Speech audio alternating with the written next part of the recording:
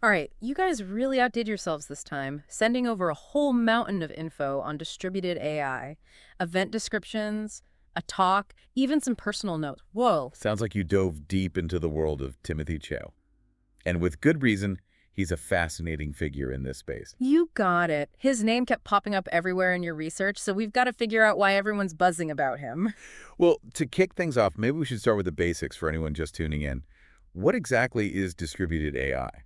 Yeah, and what makes Chow's approach so unique? Because it seems like he's not just talking about tech, but a whole new way of thinking about AI. Absolutely. See, Chow's big idea is putting a server in every children's hospital, not turning them into data centers, but more like unlocking all that medical data they're already generating.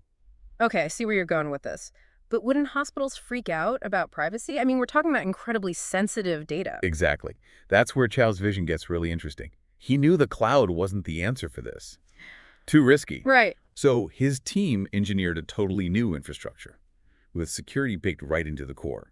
We're talking blockchain-level encryption, differential privacy over 30 features, all designed to keep that patient data safe. So it's not just about being as secure as a cloud, but actually building something way more secure, specifically for this kind of data. Exactly. And this brings us to his Pediatric Moonshot.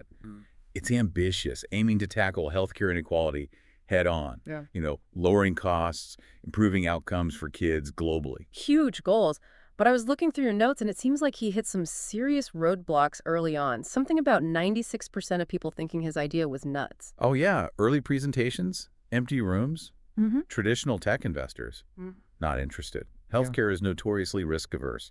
Chow's ideas were just too radical for a lot of people. I bet. So how do you get this whole thing off the ground? You need funding to build the tech, but you need the tech to get funding, right? It's like a chicken and egg situation. It is. It is.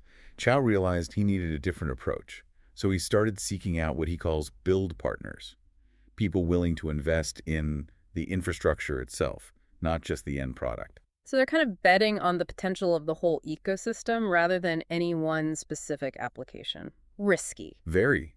But that risk, that shared belief, is what makes this so interesting. Each of these distributed AI labs he's setting up, they cost about $40 million a pop. Not exactly pocket change, right? Definitely not. But if it works, that's a drop in the bucket compared to what it could achieve. Speaking of which, let's get into the specifics. You mentioned an app called Total Recall that really stood out in your research. What's that all about? Total Recall uses those big language models, the LMs you hear about everywhere. But instead of just summarizing data, it lets doctors ask super specific questions in plain English. Wait, so instead of digging through tons of charts and scans, I could just ask, show me every time this patient mentioned chest pain, and it would pull up everything relevant from their entire history. You got it. Imagine the time saved, the potential for better diagnoses, spotting patterns that might have been missed before. It's amazing. But LLMs are still pretty new, and they've been known to, well, make stuff up sometimes. How can they be sure it's accurate enough for patient care? And that's where those 30-plus security and privacy features come in. They're not just protecting data, they're making sure the algorithms themselves are rock solid, so the information they spit out is reliable. Multi-layered, huh? It's not enough to just have the tech. You got to make people trust it, especially in healthcare. Exactly. And Chow gets that. That's why he's not just building the tech, he's building a whole community around it. With his podcasts, Pediatric Moonshot, and DAI, it's more than just a tech solution, It's a movement. It is. And it's fascinating to see how he blends tech innovation with social change, like a tech-savvy social entrepreneur or something. He definitely seems to be playing the long game, thinking big picture. Okay, so we've got this amazing tech, this passionate community, but what about the real-world impact? What are some of the wider implications of this whole distributed AI revolution? Oh, healthcare is just the beginning. Chow sees this impacting agriculture, manufacturing, making them more efficient, sustainable, and personalized. Personalize. How do you personalize a factory? Imagine farmers using AI to optimize crop yields based on real-time data from their fields, or manufacturers creating custom products on demand. No more waste, everything perfectly tailored. So it's about taking AI out of those big data centers and bringing it down to earth, closer to where the action is. Exactly, but of course there are challenges, right? Yeah. Disrupting the status quo is never easy. Oh, yeah, for sure. So what are some of the hurdles Chow and his team are facing as they try to push these boundaries? What's standing in their way? Well, even when you've got a hospital CEO on board, It can still take a year just to get that first server installed. Bureaucracy moves slowly.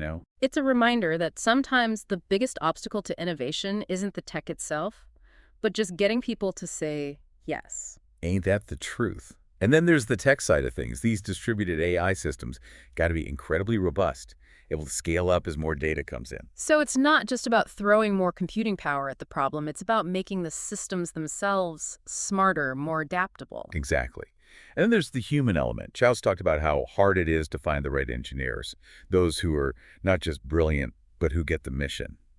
It takes a special kind of person to really push those boundaries, to think outside the box. Absolutely. And even with the best team, there's still big questions hanging out there. Like the ethical questions, the impact on jobs, making sure all of this benefits everyone, not just a select few. You got it. Those conversations need to be happening now, especially as this technology evolves so quickly. So let's dive into those conversations. What are the ethical considerations, the societal impacts we need to be aware of as distributed AI becomes more mainstream? What's at stake here? Well, one of the big ones is the impact on jobs. Will distributed AI lead to mass unemployment? Or will it create new opportunities that we can't even imagine yet? It's the million-dollar question, right? And it's something that a lot of people are worried about. And for good reason. But if you look at history, technology has always changed the way we work. The jobs of today might not be the jobs of tomorrow. Right. It's not necessarily that AI will take jobs, but it'll definitely change jobs. Absolutely. And maybe even free us up from those dangerous, repetitive tasks so we can focus on more creative, human-centered work. The stuff that AI can't do. So instead of fearing AI, maybe we should be thinking about how we can work with it to create a better future. But how does this affect our listener right now? How could this shift in the job market impact their career? That's the question everyone's asking, right? The key is to be adaptable, a lifelong learner. Focus on those skills that AI can't replicate. The uniquely human skills. And remember, this isn't just about automating what we already do.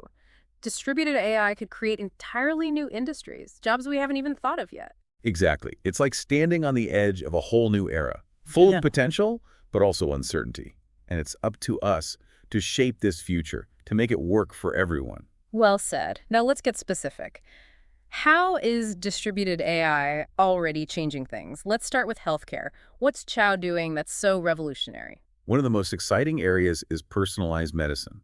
Chow's vision of custom-made drugs, treatments tailored to your genes and lifestyle, it's starting to become a reality. Custom-made medicine. That sounds like science fiction. But if you can analyze a patient's entire history, their DNA, their environment, their habits, you can develop treatments that are way more effective with fewer side effects. Exactly. Imagine cancer treatments designed just for your tumor, or chronic diseases managed more effectively with personalized interventions. It's like healthcare that's proactive, preventative, truly focused on the individual patient. Precisely. And this isn't just limited to healthcare. Chelsea sees this happening in agriculture, manufacturing, education, everywhere. Personalized education. So instead of a one-size-fits-all approach, every student gets a learning experience tailored to their strengths and weaknesses. Exactly. It's technology that empowers individuals rather than trying to fit everyone into the same mold. It's a powerful vision. But it also raises some questions, right? Yeah. Who owns all this personal data? Who gets to decide how it's used? How do we prevent it from being misused? Absolutely. Those are the ethical questions we need to be wrestling with. How do we ensure these powerful technologies are used responsibly, that everyone benefits and no one gets left behind? It's about finding that balance, right, between the incredible potential and the potential risks. And it's a conversation we need to be having right now while this technology is still evolving. I couldn't agree more. And it's not a conversation for just the tech experts. We need ethicists, policymakers, everyday people. Everyone needs to be part of shaping this future. You're right. We can't just leave the future of AI to the tech industry. It's too important. It's about the future of our society, our lives, our world. Exactly. And that's why initiatives like Chow's podcast are so crucial. They're making these complex topics accessible to everyone, sparking those conversations that need to be happening. It's about demystifying AI, taking it out of the ivory tower and bringing it down to earth where we can all grapple with it together. Precisely. So for our listener who's obviously keen on learning more, the key is to keep digging, keep asking those tough questions. And not just about the technology itself, but about the ethics, the impact on society, the big picture. Absolutely. Because the future of AI isn't set in stone. It's something we're all creating together. And that's a pretty empowering thought, don't you think? It is. It really is. So what do you say we take a short break, then come back and explore some of these specific applications in more detail? Sounds good to me. Let's do it. It is exciting to think about all that potential. But, going through all this research, it's clear that Chow's vision isn't without its challenges. Oh, yeah, there are definitely some bumps in the road. One story that really stuck with me was that hospital CEO super enthusiastic about installing a server, but then, bam, all these bureaucratic roadblocks. Classic, right. Yeah. It shows how tough it is to actually get things done, even when people are on board with the big idea. Especially in healthcare, so much regulation, all those old systems. It's tough to break through that. Yeah. So it seems like Chow knew this going in. He wasn't naive about the challenges. He was ready to work the system a bit. Oh, yeah. He knew he couldn't just force his way in. Instead of fighting those big institutions head on, he focused on those little pockets of, well, enthusiasm, the people who got it, and build from there. Like those nurses, the oncology nurses, right? They were blown away by that Total Recall app. Your notes even mentioned how excited they were, almost ready to pull out their wallets right there. Right. I mean, that's infectious enthusiasm. By showing those on the front lines what distributed AI could do, Chow was able to build support from the ground up. And eventually, that starts to shift the whole perspective. Smart strategy. You win over the people actually doing the work, and eventually those higher-ups have got to pay attention. But it's not just about healthcare workers, right? Chow sees this as way bigger than just one industry. Oh, absolutely. He talks about distributed AI as a key to progress in all sorts of fields, like agriculture, manufacturing. Places where making decisions right at the source, where the data is, that can lead to massive gains in efficiency. Okay, I gotta admit, I'm having trouble picturing it. How would that actually work? Like, what would distributed AI look like on a farm or in a factory? Imagine a farmer who can track every single plant in real time, using sensors and AI to perfectly tailor watering, fertilizer, even pest control. Or a factory where machines can adapt to problems instantly based on the data they're collecting, minimizing downtime, maximizing output. So decisions are being made locally, constantly adjusting based on what's happening right then and there. It's like the whole system's alive, reacting, and adapting. Exactly. And it's not just about efficiency, it's about sustainability too.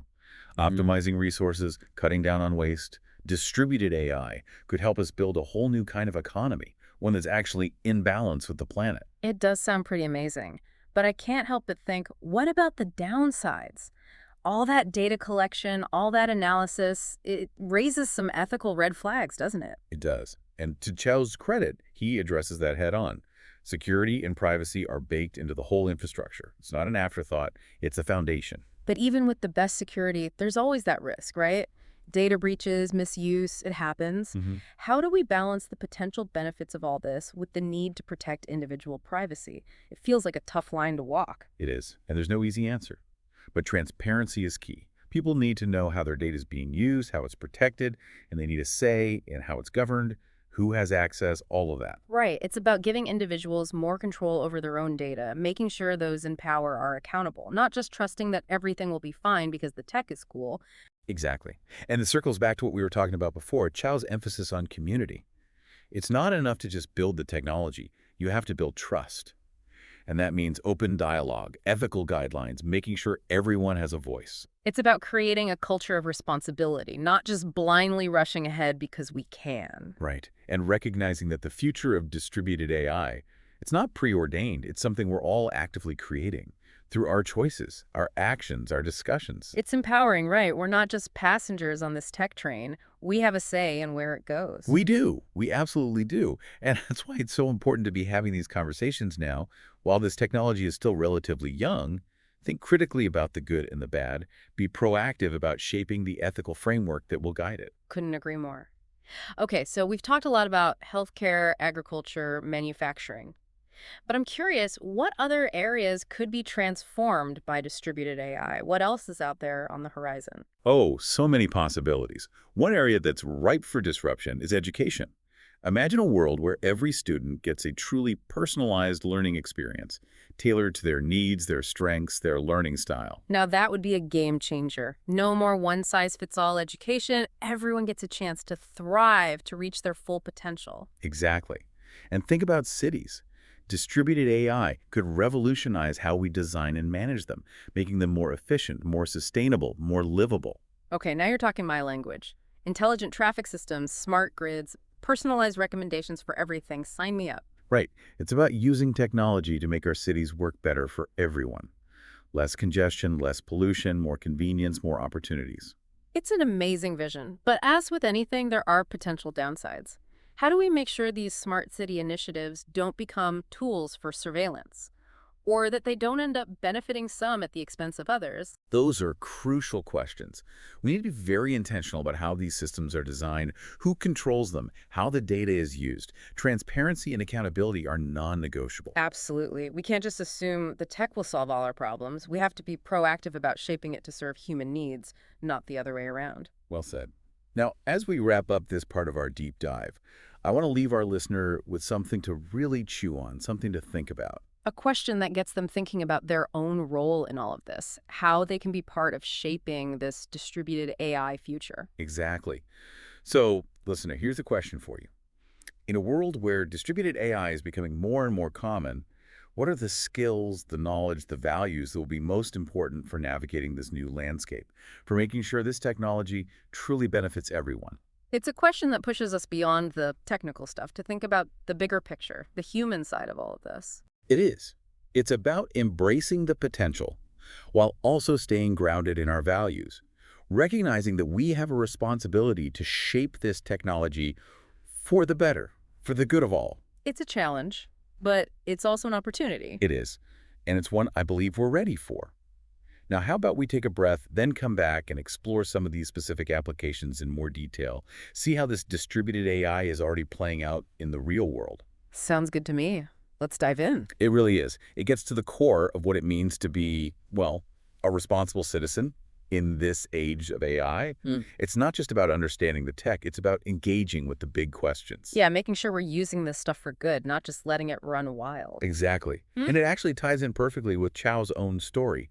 Remember how he talked about those early adopters, those people on the front lines who instantly got what he was trying to do? Oh yeah, the folks closest to the problem, the ones who can really see how this tech could change things. Like those oncology nurses, they were ready to invest on the spot.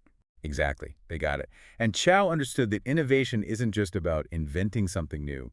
It's about finding the right people to use it, to make it matter. It's about bridging that gap between tech and humanity, making sure it actually solves real problems. Right. So as we wrap up our deep dive here, I want to throw this out to you, the listener. What's your distributed AI moonshot? If you had the resources, what problem would you tackle? What gets you fired up? What keeps you up at night? What change do you want to see in the world? Maybe you're passionate about the environment, and you'd use distributed AI to build better renewable energy systems or to help farmers grow food more sustainably. Or maybe you're focused on education, and you'd create personalized learning systems that help every kid thrive, no matter their background. The possibilities are endless. And just like Chou, you might be surprised at who steps up to help, where you find the most support. It's not just about having the idea, it's about building that community, finding those who share your vision and are ready to work with you to make it happen. Exactly. And it takes courage, too. Being willing to challenge the status quo, to think differently, to push those boundaries. So there you have it, folks. Our deep dive into the world of distributed AI, all thanks to the incredible work of Timothy Chou. We've covered a lot of ground, from the nuts and bolts of the tech to the big ethical questions. But remember, the future of AI isn't something that just happens to us. It's something we're all creating, each and every one of us. So keep learning, keep questioning, keep exploring. The possibilities are out there. And if you want to dive even deeper, check out Chou's podcasts, Pediatric Moonshot and DAI. Hear from the people on the front lines, the ones building this future, one distributed AI lab at a time. Until next time, keep those brains buzzing. And remember, the future is distributed.